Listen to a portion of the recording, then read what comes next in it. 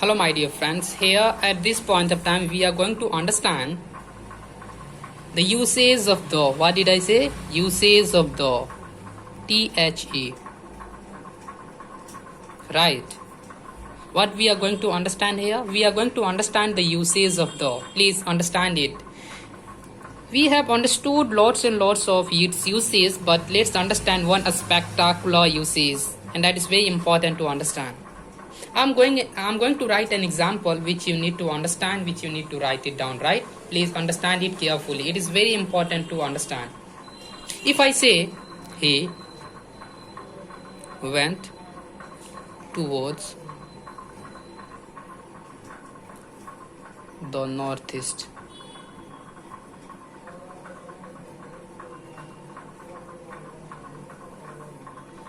and if I say he went towards the north, please understand both the sentence carefully. It is very important to understand it. If you know its uses, then that's good. It might be the revision for you, and if you don't know, then try to understand it. Actually, if we start understanding the uses, or if we start understanding the sentence, which one is correct, then we will end up getting that the first sentence is incorrect and the second sentence is correct enough.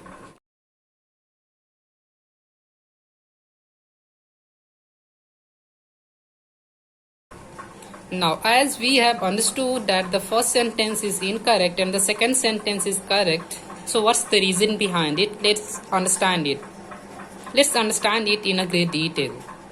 Actually, the first sentence is he went towards the northeast and he went towards the north. I think just by reading both the sentence, there is a question, not a question, there might be a thing which might be striking in your mind that, sir, that northeast is not a major direction and the north is a major direction, right? You can say it is a soft direction. What did I say? It is a soft direction, right? You can say it is a soft direction. How you can say? Let me write it down here. If I'm going to write or show the direction, then you will end up getting that this is north, this is south, this one is east, and this one is west.